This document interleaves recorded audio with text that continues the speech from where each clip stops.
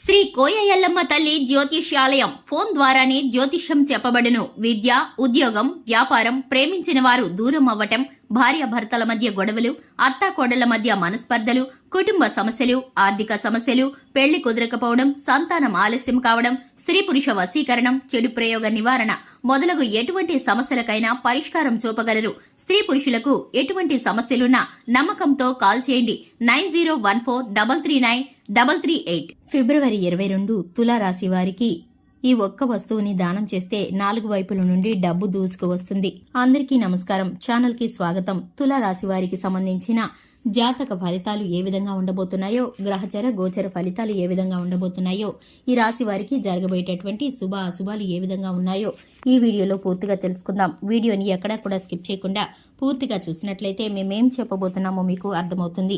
ఇక వివరాల్లోకి వెళ్లే ముందు మా చిన్న రిక్వెస్ట్ ఏంటంటే, ఇంతవరకు ఛానల్ ఎవరైనా సబ్స్క్రైబ్ చేసుకోకుండా ఉన్నట్లయితే వెంటనే ఛానల్ని సబ్స్క్రైబ్ చేసుకుని పక్కనే ఉన్న గంట సింబల్ మీద ఆల్ అనే ఆప్షన్ని క్లిక్ చేసినట్లయితే మేము చేసే ప్రతి వీడియో నోటిఫికేషన్ మీ వరకు చేరుతుంది.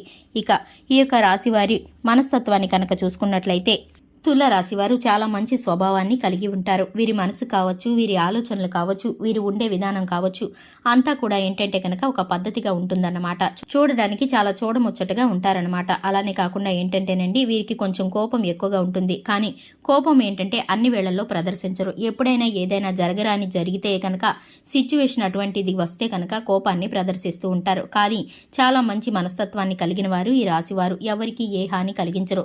ఒక మాట కూడా ఎదుటివారి మీద చెడ్డగా మాట్లాడటానికి కూడా ఈ రాశి వారు ఇష్టపడరనే చెప్పుకోవాలి. ఇబ్బంది పెట్టడానికి ఎదుటివారిని ఎంత మాత్రమూ ఇష్టపడరు.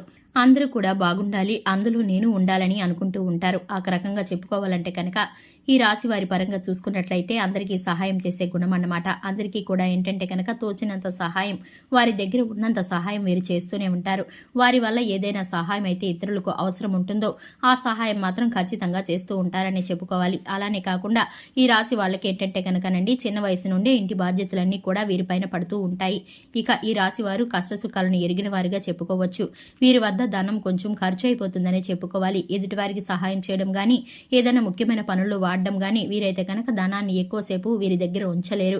ఎక్కువసేపు ధనం వీరి చేతిలో నిలబడదని చెప్పుకోవాలి. ఆరోగ్యానికి సంబంధించి చిన్న చిన్న సమస్యలను అయితే వీరు ఎదుర్కోవలసిన పరిస్థితులు కనిపిస్తున్నాయి. కానీ మరింత ఇబ్బందికరమైన పరిస్థితులు అయితే ఏమీ లేవు. ఇక ఈ రాశి వారికి మీకైతే కనుక చాలా బాగుండబోతుంది. ఇక మీరు కనుక చూసుకున్నట్లయితే మీకు ఒక రకంగా చెప్పాలంటే ఇక మీకు మంచి ఫలితాలు రాబోతున్నాయి. దైవానుగ్రహం కలిగిందనే అనుకోవాలి. ఎందుకంటే కనుక మీరు పట్టిందల్లా బంగారమే అవబోతుంది.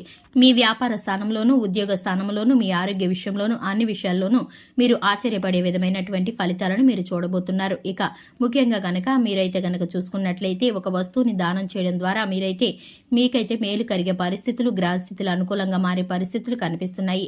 ఇక ఆ వస్తువు ఏంటంటే కనుక చూసుకున్నట్లయితే మీరైతే కనుక 2025 ఫిబ్రవరి 22 వీరైతే కనుక ఈ వస్తువుని దానం చేయడం ద్వారా మీరైతే సూర్యోదయానికి ముందే నిద్రలేసి తర్వాత మీరు ఇంట్లో పడుకోకుండా ఉంటే కనుక మీరైతే గనక తలారా స్నానం చేసి మీరు ఇంట్లో దీపారాధన చేసిన తర్వాత మీరు ఇటువంటి పరిస్థితుల కారణంగా మీరైతే కనుక ఈ వస్తువుని దానం చేసినట్లయితే మీరైతే చక్కటి ఫలితాలను పొందుకుంటారు.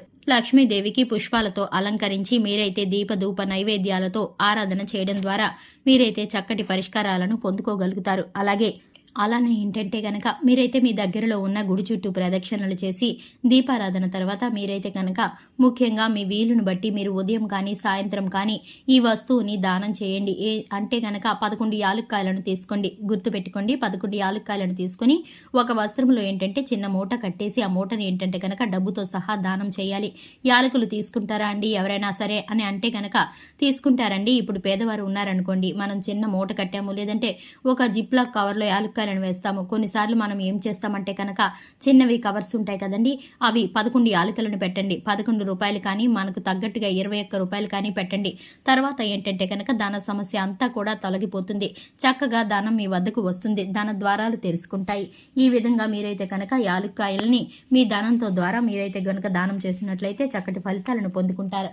ఈ ఒక్క వస్తువుని దానం చేయడం ద్వారా మీరైతే ధన ప్రాప్తికి వెళుతూ ఉండదని చెప్పుకోవాలి. చూశారు కదండి, ఇది ఇవాల్టి వీడియో. వీడియో నచ్చినట్లయితే లైక్ చేయండి, ఛానల్ని సబ్స్క్రైబ్ చేసుకోండి. Thanks for the watching.